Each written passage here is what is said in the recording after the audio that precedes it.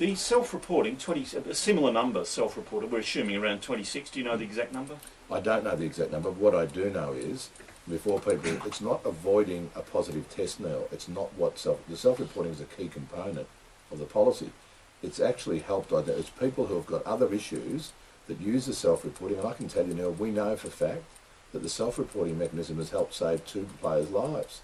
These are people with other issues. They self-report because they've got other issues going on now. They don't self-report because they want to avoid a strike because they're some sort of party boys. So how did it save their lives? Well, because there was intervention now to some of the other issues that they had. They then got significant counselling. And you think it was that serious? They were close to suicide or close to... I know it was that serious now. I absolutely know, because the self-reporting mechanism is a key component of the drug policy. It helps someone go there who's got other issues, go and self-report and say, look, I need help. And that's what it's actually done. The medical officer can then intervene, then perhaps redirect that player to get some significant help from an expert in the field. So are those players okay now?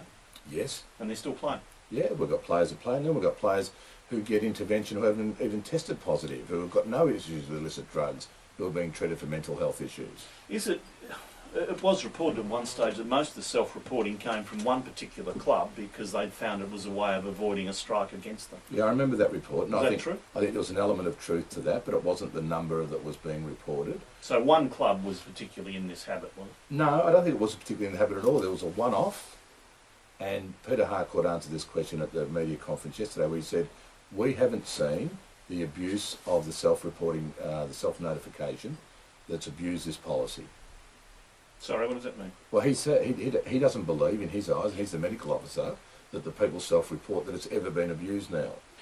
You're changing the notification slightly, chief executives have you told, and it goes further? No, this is this issue now, which is a serious issue, about a player, potential of a player who treats the code with contempt, who doesn't actually care for the code, who has no issue, who has no interest in their attitude being shifted, who might be a bad influence at the club.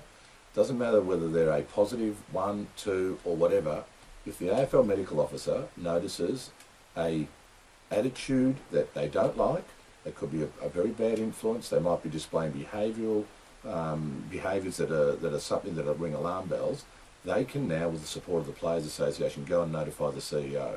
And that's a significant shift now.